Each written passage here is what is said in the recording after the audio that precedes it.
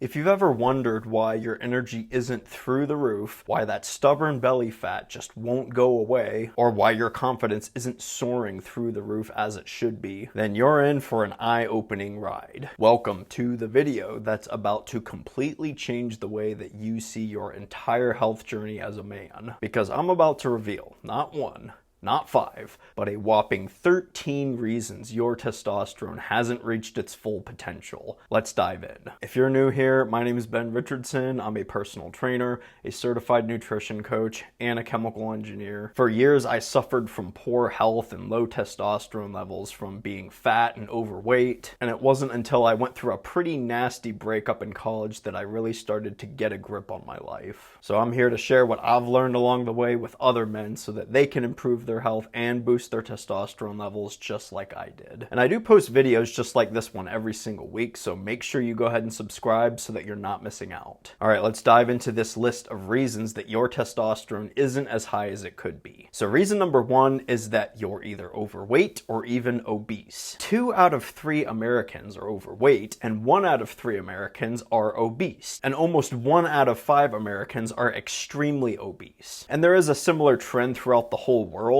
People are getting fatter because they eat too much food and they don't exercise enough. And it sucks because being overweight or even obese lowers your energy levels, so you don't feel like exercising. It's like this downward spiral that you fall into that's sort of like a negative feedback loop, because exercising less leaves you feeling drained, and feeling drained makes you not really want to exercise. And being overweight can also make you experience things like brain fog and general fatigue, periods or even days of having low productivity, maybe even no productivity at all. Working a full-time job wears you out, and all you want to do when you're off work is come home, relax, and watch some TV, or maybe go sit down at a restaurant and have someone else do your cooking for you and bring it to you. It's time to do something about your weight, man, because it's holding you back from living life with those energy levels that you had when you were younger. Reason number 2 is that you don't have a lot of muscle mass. You don't lift weights, and it's probably because you don't know how to or where to start. Or piggybacking on the last point, it might be just because you don't feel like it. I always used to think that skinny guys had it easy, but after working with a few of them who struggled with being too skinny, I realized that this is just as much of a problem as being overweight or obese. If you have no appetite, why would you want to eat? I mean, your body is telling you that it doesn't want to eat, so you don't eat. And as a result, you probably experience a lot of those symptoms I described about being overweight or being obese. Low energy, low libido, junk food cravings, brain fog, difficulty focusing, little to no ambition to work hard or accomplish anything in life. Being too fat and being too skinny are both results of low testosterone. And they leave you with a lot of the same symptoms because the result at the end of the day is the same: low testosterone levels. Maybe I sound like kind of a broken record with this whole negative feedback loop, but the point of these first 2 reasons is this: if you're carrying an excess amount of body fat and not a lot of lean muscle mass, you might have low testosterone levels. It's time to wake up, gentlemen. You are a grown-ass man now. You're not a little boy anymore, so go pick up some heavy shit in the gym.